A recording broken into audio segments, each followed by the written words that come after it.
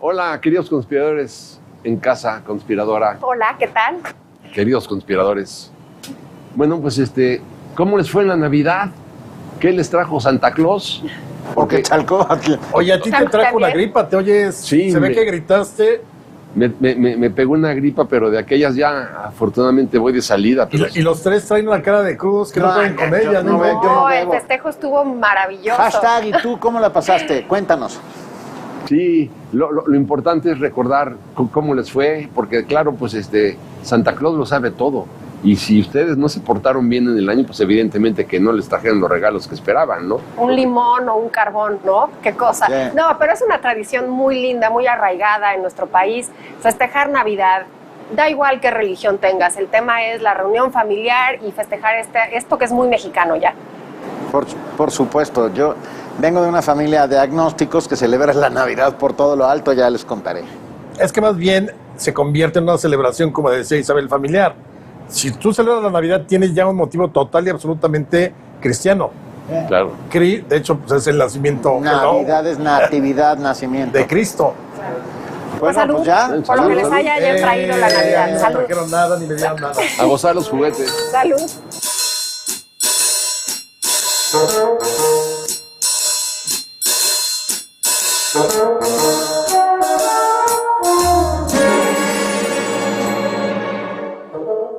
Bueno, queridos conspiradores, comencemos a lo mejor por tratar de encontrar el origen de la Navidad, ¿no? Que se remonta, digamos, al nacimiento de Jesús, de Jesucristo, ¿no? Entonces ahí comienzan los problemas, ¿no? ¿No? No, el festejo. Pero los O sea, de festejos. tratar de ubicarlo en tiempo y espacio, En tiempo y- todo lo que provocó guerras, No, destrucción, antes que eso. miseria y esclavitud. El 24 de diciembre del año 0, según el calendario gregoriano, nace Jesucristo en un portal de Belén. Exacto, bueno, ya, lo damos por bueno. Lo damos por bueno y situamos el festejo alrededor de hace 1500 años, ¿no? Porque no se empieza a conmemorar inmediatamente, digamos, de ese calendario, ¿no? Y con diferentes tradiciones, y lo vamos a ir viendo cómo fue avanzando a lo largo de la historia y cómo llega la Navidad con los frailes franciscanos a las tierras aquí americanas, a las tierras mexicanas. Sí, y bueno, estoy de acuerdo con la lógica de que es una festividad familiar y que ha trascendido las propias religiones de muchas maneras. Yo vengo de una familia de agnósticos, como dije, y sin embargo, mi madre, que era huérfana de padre, nunca celebró las Navidades, siempre fue en la muy honrada medianía tirando hacia abajo. Pero en cuanto llegaron a México y tuvo la oportunidad, se volvió completamente loca.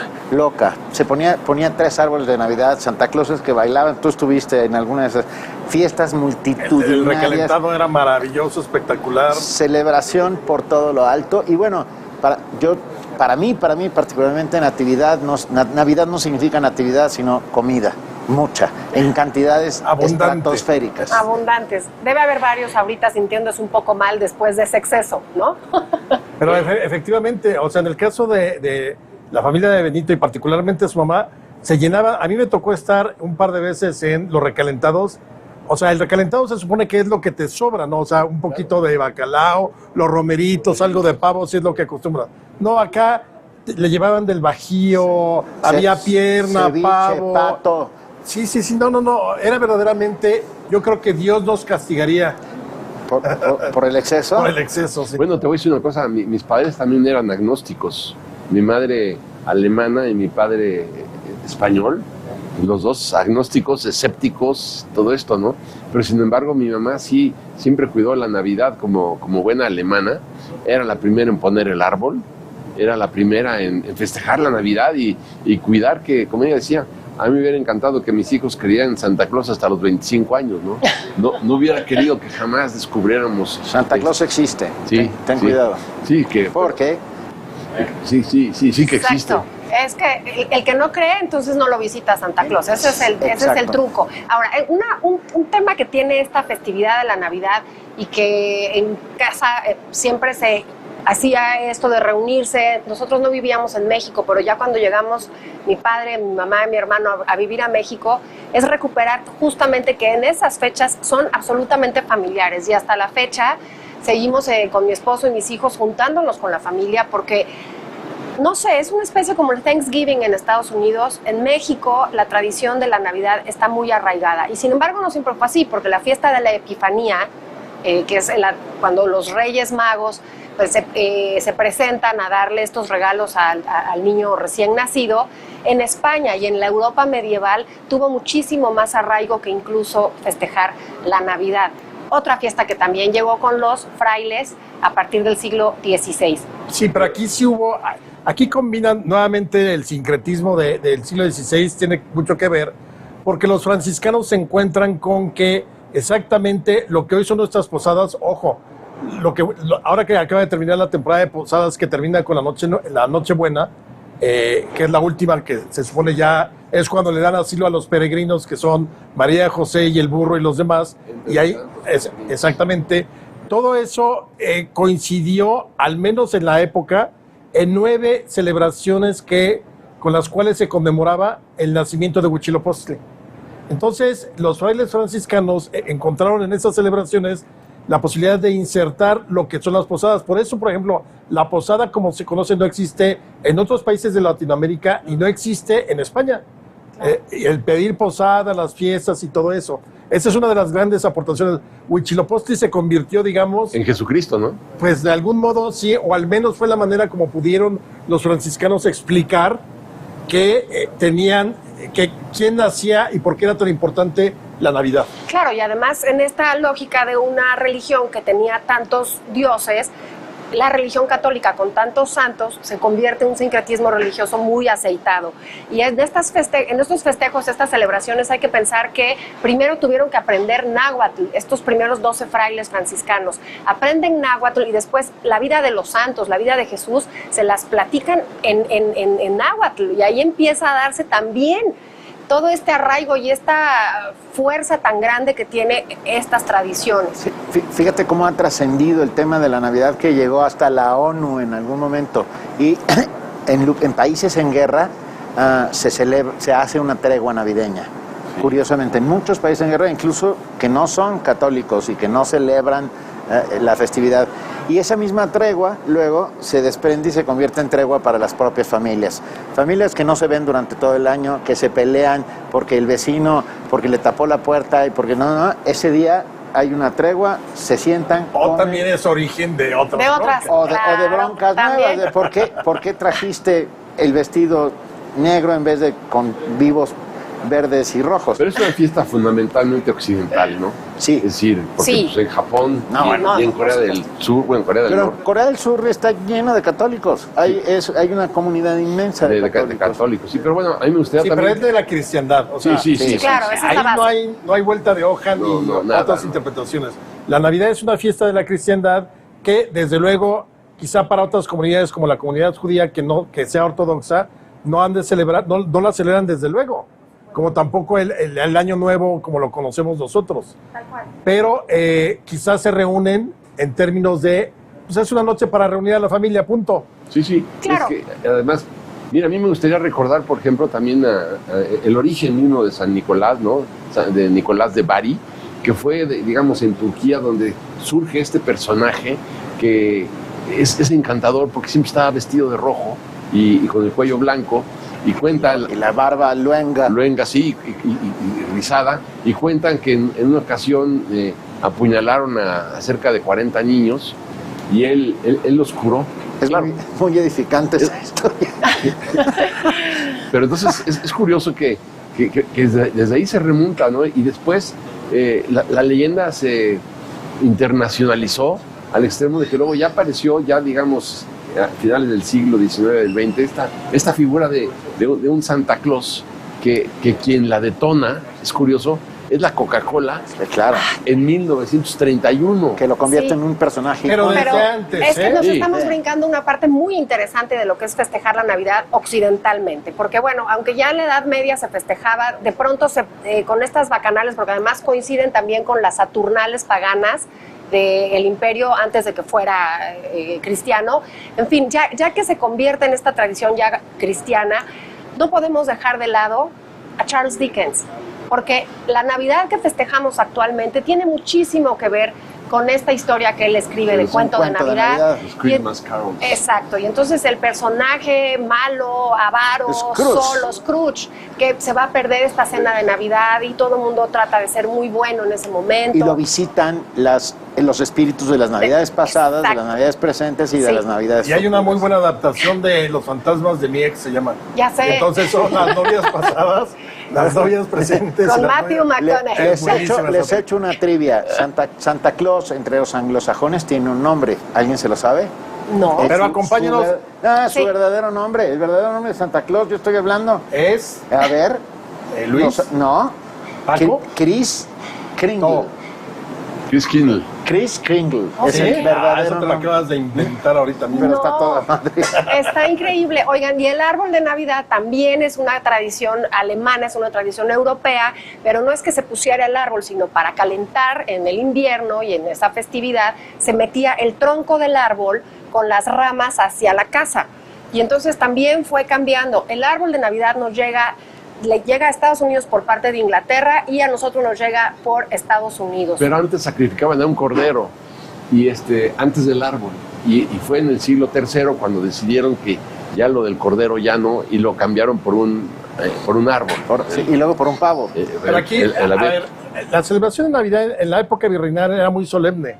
Existen todos estos villancicos buenos, no los horripilantes, estos de los peces que miran cómo beben en el río y etcétera, que son verdaderamente Yo tengo abominables. versión republicana. Claro, no, bueno, cualquiera, o sea, no puedes cantar un villancico sin querer vomitar. Pero en cambio los de la noche, los del México virreinal, que desarrolló además toda una producción musical propia novohispana, Espectacular. es espectacular. Divino, O sea, claro. si los pueden conseguir todavía, Espectacular. a pesar de que ya pasamos la Navidad, todo es en el barroco. La camerata de música antigua tiene... Y se digamos, está recuperando. Miguel Sabido, que no hemos hablado de las pastorelas, esta forma de representar, porque el primer nacimiento, el Belén, San Francisco de Asís decide hacer los nacimientos con gente, digamos, con personajes vivos, y de ahí nace en la tradición del nacimiento o Belén. Pero ya en México también estos frailes para la evangelización, que además son los primeros multimedia, no nada más llenan las paredes de la vida de los santos y con figuras, no, también los representan y hacen estas pastorelas, el bien y el mal, y Miguel Sabido está recuperando en náhuatl las primeras pastorelas. Entonces, idioma, super música. barrocas, los vestuarios Es y el propio impactante. Miguel Sabido. Claro, claro. Espectacular. Sí. Y el Espectacular. famoso es aquel de Bencites, Miguel Bencites, guarda tu vidriante espada, ahora sí ya te jodites, vete mucho a la tiznada. Perdón, ahora que hablan de pastorelas, yo todos los años religiosamente, a pesar de no ser religioso, me iba a ver las pastorelas hechas por Mauricio Achar y nuestro querido Dehesa. Sí, Germán, sí. Dehesa, que hacían unas pastorelas espectaculares en el Foro Gandhi, en el Ágora. Sí. Eran divertidísimas. Hashtag, ¿y tú cómo la pasaste? ¿Fuiste a una pastorela? Amigos conspiradores, no se vayan, por favor, no se vayan, porque esto sigue. Es una parte muy importante de nuestras vidas, la celebración de un año más de existencia y sobre todo la gran fiesta de la Navidad. No se vayan, porque esto se va a poner muy bueno. Aquí en México yo creo que donde tenemos más descripciones ya de crónica cotidiana es en el siglo XIX. A ver, generalmente las posadas iban pegadas con la cena. Las posadas se organizaban por barrios, incluso, pero barrios de gente de clase alta, clase media, o lo que pudiera De haber todas, en claro. la sociedad. Entonces, generalmente, si asistías a una posada, tenías que ir asistiendo a todas, y los regalos se iban incrementando. Digo, desde luego eran cosas como detallitos. Ahora, el nacimiento, como lo conocemos hoy, yo creo que ya es mucho más acá, porque lo que digamos, a lo que se veneraba era la Sagrada Familia, la imagen de José, la Virgen y el Niño Jesús, y la paseaban el día de los peregrinos que entraban finalmente la noche del 24 Ese día de se diciembre. ponía el Niño Jesús. Ese día se Ese día se acostaba. pone y se Porque arrulla. Exactamente. La cuna está vacía hasta el Claro, 24. y se arrulla. Y otra cosa que se nos olvidó contar, que proviene de esta etapa de evangelización, que tiene que ver con la misa de gallo. Ah, claro, es maravillosa. Y había tradición de ir a la Catedral Metropolitana. ¿A También qué lo- hora? 12 de la noche, ¿no, Benito? Exacto. También la instalación de los nacimientos, ¿no?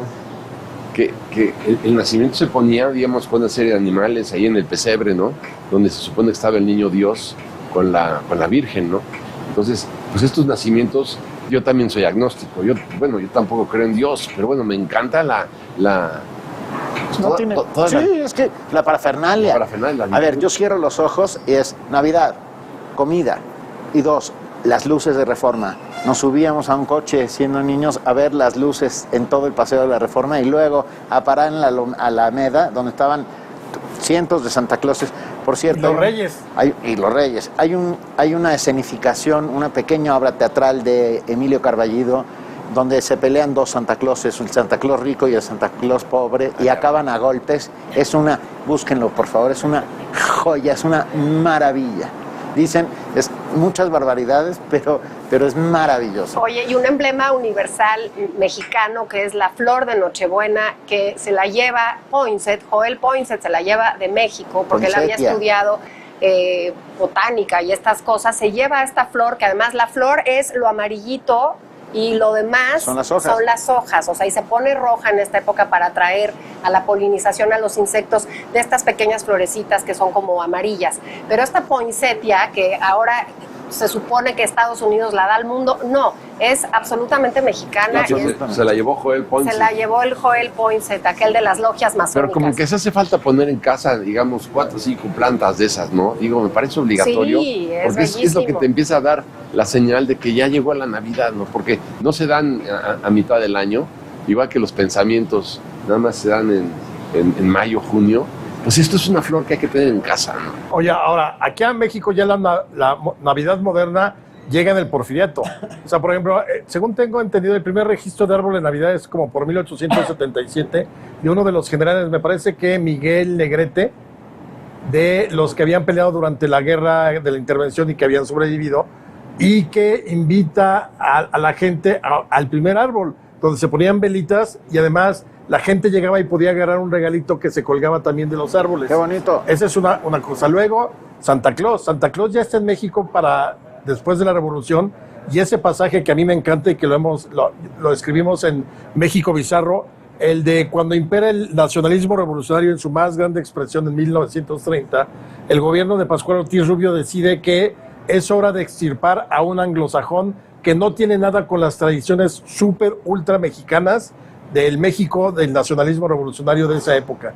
Y entonces el gobierno, como política pública, al menos durante la época navideña de 1930, decide que ya Santa Claus no le traiga a los niños los regalos. Sino Quetzalcóatl. Eso es. Entonces, querido Quetzalcóatl, quiero una pedernal de jade para sacar corazones. No, pero espérate, o sea, el primer problema es que ningún niño sabía escribir Quetzalcóatl, ¿no? Claro. Y luego tampoco se veía muy raro, querida serpiente emplumada, ¿no? Imagínate. No me porté bien, pero no me vayan a sacrificar. Pero montaron en ese 1930 una enorme pirámide, como la que montaron este año que termina, Sí. en la Plaza Mayor, un gran teocalli en el Estadio Nacional que estaba ahí en la Roma, que había sido mandado construir por Obregón y Vasconcelos. Ahí montan el gran teocalli y aparece Quetzalcóatl con una túnica blanca, una barba blanca, y reparte regalos y suéteres rojos a los niños pobres. Bueno, lo que sí es un hecho que todas estas festividades ya mundiales, globalizadas, tienen aportaciones de todas las culturas. Ya sería imposible, bueno, no imposible, pero es muy rico sacar qué cosa viene de cada lugar. El abeto, famosísimo, es alemán. Los romeritos son mexicanos. Y los romeritos por el mole y las tortas de camarón. Pero si fijas qué cantidad de símbolos y demás. Ahora, hubo muchísimos años, yo no sé si en sus familias también, donde el Día de Reyes era más importante que la propia Navidad. Sí, en mi casa no llegaban los Reyes porque somos republicanos. Ni magos, aunque fueran magos. No se deja entrar a ningún rey, de ninguna manera. Claro, pero esa fiesta que además todavía hay mucho arraigo, hay que hablar de ella más adelante porque todavía tiene muchísimos simbolismos y está muy... Fíjate, un argumento ecológico que a mí en lo personal me gusta es el hecho de que Finlandia y Suecia son los grandes exportadores de pino vikingo, de árboles de Navidad. Abetos y pinos vikingos. Abetos y pinos vikingos, grandes exportadores. Y ustedes podrían decir, claro, pues están desertificando esos países. Pues no, tienen una política de reforestación inmediata. Como la nuestra, Sembrando Vida. o sembrando bienestar o algo así, ¿no? Bueno, aquí tenemos el Le voy a parque de dar por los... no oído eso. Oye, está aquí en Amecameca, está el parque de los venados acariciables. Ese es Puedes el peor nombre. cortar. O sea, Así es como Yo llamar- sí los el acaricié. instituto para devolverle al pueblo robado. Ha de haber hecho el mismo nombre de. Imagínate, es como de los Simpsons, el Tiene parque de los muchísimos. venados acariciables. Escucha, yo llegué preguntando, ¿este es el parque de los venados comibles? No, Benito, Me da dos no. piernas. Es Pero increíble ya que se tiene llame muchos así. años. Sí, bueno, claro. Tiene muchísimos años y no maltratan a los animales. No, Y bueno. además puedes No, ir a cortar. evidentemente no, es a el cortar de tu- los venados acariciables. Pero vuelvo al punto. En Finlandia y en Suecia tienen un segmento, dice, estos son los árboles que vamos a cortar este año. Digamos 1 millón de árboles, que es una barbaridad. Y se ¿no? plantan 3. Sí, se plantan 3 y van dando la vuelta así en círculos. Increíble. De tal manera que cada Navidad, crece la superficie cultivada de abetos. Es una verdadera Bueno, y lo que pasa es que a la gente le gusta. Yo, por ejemplo, no puse ni un adorno este año, como desde hace 10. Yo sí.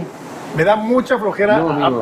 Yo absoluta sí, yo flojera el sí. árbol, poner las esferas ya. Yo ya pasé esa etapa. Yo sí, porque tenemos a 2 enanos que lo celebran y lo disfrutan enormemente. Ay, Y nosotros entonces sí. pusimos un árbol de verdad plantado para que cuando terminen las fiestas, Imagínate, de por sí ya tienes tanto que hacer. Vamos otra vez a regresarlo para que lo vuelvan a sembrar. no lo Métele voy a sembrar yo. Gasolina y... No, ¿qué dices? Y además, por favor, los Mientras pinos que ya... acaricias a los venados. Estos están del Grinch. Obvio, otra tradición muy buena, todas estas narrativas y estas historias. La historia del Grinch, ya muy navideña de Dr. Seuss, Pero aquel esa que es no total y quería... absolutamente ajena a nosotros. No, pero fíjate que ya en la No, generación de tú mis eres hijos... el Grinch. Exacto, no es tan ajena. Krampus. Ya- O sea, Krampus, mejor el Krampus, demonio. el demonio. No, pero este psicólogo, Dr. Seuss, que hablaba justamente de esta obligación en de la Navidad y por qué tiene mucho a... ¿No es el de mucho- huevos verdes con jamón? eh, ¿El Dr. Seuss? Sí, claro, por supuesto, Es claro. es a todos los niños estadounidenses las primeras cosas que les enseñan como cuentos es huevos verdes con jamón. Ni idea. De Dr. Es súper Seuss. bonito. Sí, pero bueno, y esta Navidad la verdad es que lo que uno come, el bacalao. ¿Por qué comemos bacalao? ¿Por qué si somos un país con unas costas tremendas, Donde no hay bacalao. donde no hay bacalao, por qué no comemos un pescado? No, pero sí comemos, es tiburón, no es bacalao. No, No, bueno. No. compramos bacalao traemos que de viene de Dinamarca, Noruega o se de supone. donde, o sea, con una receta española, porque es una receta que es una completa y A la absolutamente cual se le española, ponen chiles güeros a muy la que mexicanos. se le pone un Pero habría chile que ver güero cuándo, muy mexicano. Benito me encanta. cuándo se hizo costumbre eso. Porque tú revisas las crónicas de García Cubas. No hay bacalao. Eran platos mexicanos, Sí. mole, tamales, sí. frijoles. Sí. O sea, Debe Y un ser en gran los el huevo. mancha 30 o 40, Sí. el bacalao, que empieza a llegar No había pavo. cuando, bueno, no, En el tampoco. siglo XIX era guajolote. en Era todo guajolote. caso, pero en mole, en tamarindo. Y hay etcétera. un guiso en el cocinero mexicano que es un gran huevo que se hacía con el estómago, con la ubre o el estómago de la vaca, y entonces mezclabas muchas claras de huevo, la yema se hacía parte de muchas yemas y se hacía un gran huevo en ese día y se partía en rebanadas Yo lo en la hice. Navidad. Alguna ¿Sí? vez lo hice Del siguiendo las cocinero. instrucciones del cocinero mexicano Sí. y ¿Te salió luego bien? pedimos pizzas por teléfono. Pero ¿sabes qué va a pasar a partir de la semana que entra? Van a empezar, como cada año, las dietas. Claro, Claro. tradicional. No, pues es el puente. Yo, ya. no, yo hago dieta intermitente, que es como a las 8, luego a las 2, luego a las 7. Oye, no, pues empiezas el maratón Reyes Guadalupe. Otra Esa vez. es una gran tradición. Cuéntanos del maratón. No, bueno, es que ese es al revés. Se supone que empieza Guadalupe. con Guadalupe Reyes, ¿no? El 12 de diciembre 12 hasta el 6 de diciembre, enero. y ya incluye las posadas, la Navidad, Los el Año alcacelces. Nuevo, los alcacelces y luego la rosca de Reyes. Pero ese es más largo porque incluye desde la noche de Reyes hasta otra vez el Guadalupe. No, bueno. Y ahí No, está bueno. el 15 de septiembre, el 20 de Dura noviembre. 11 meses. Es tremendo. Bueno, y el rompope. ¿A quién le gusta todavía el rompope? Bueno, a mí. Yo sí tomo rompope en Navidad, pongo el árbol de Navidad tomando rompope. Se me hace... Yo sí creo que tenemos que defender esas tradiciones. Sí. No tanto por nosotros, sino por los pequeñitos. Por ¿no? supuesto. Por los pequeñitos que bueno, cuando llegó Santa Claus y ven al pie del árbol los regalos y y el triciclo o la bicicleta o el juego de té o las muñecas. Esta es la gran fiesta. La gran fiesta es la cara de los niños, ¿no? Una tradición es preservación de la memoria. Y en ese sentido, preservar la memoria es lo más importante que tenemos. Ya nos vamos, chicos. Salud por nuestra historia. Salud, salud. Pásenla bien, cuídense mucho. Salud. Feliz Día de Reyes. Que vivan los excesos. Salud, salud.